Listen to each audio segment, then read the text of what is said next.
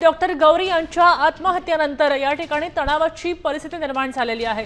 नातेवाईकांनी गौरी यांनी आता अनंत गर्जे यांच्या त्रासाला कंटाळून त्यांनी आत्महत्या केल्याचा आरोप केलाय। त्यांच्या घरासमोरच पार्थिवावर अंत्यसंस्कार करायचा प्रयत्न केलाय। आता या घटनेमुळे परिसरामध्ये मोठी गर्दी झाली होती।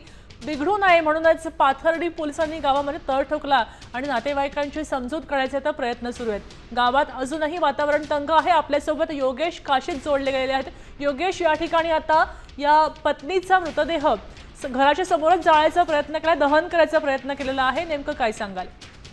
नक्कीच आपण बघू शकतो की मंत्री पंकजा मुंडे यांचे सुविय सहाय्यक आनंद गर्जे यांच्या पत्नी गौरी गर्जे यांनी आत्महत्या केलेली। त्याच्यानंतर त्यांचा अंत्यसंस्कारासाठी डेड बॉडी जी आहे ते पाथर्डी तालुक्यातील तेवढे गावामध्ये आणलेली आहेत। एकंदरीत पाहायला गेलं तर म्हणजे नातेवाईकांकडून आक्रोश केला जातोय की आता तात्काळ न्याय मिळाला पाहिजे, आरोपींना तात्काळ अटक करावी या मागणीसाठी थेट आता की अनंत गर्जे यांच्या घरासमोरच आता अंत्यसंस्कार करण्यात यावा अशी मागणी नातेवाईक करतात, आक्रोश करतात। त्या ठिकाणी संपूर्ण नातेवाईक जमा झालेले आहेत। मात्र पाथर्डी पोलिसांकडून त्यांची समजूत काढण्यात येत आहे। एकंदरीत संपूर्ण त्या ठिकाणी वातावरण द्यायचं तणावाचं झालेलं आहे आणि पोलिसांकडून नातेवाईकांची समजूत काढण्यात येते। पाथर्डी तालुक्यातील तेवढे गावामध्ये गौरी गर्जेवरती अंत्यसंस्कार करण्यात येणार असल्याची माहिती समोर आलेली आहे।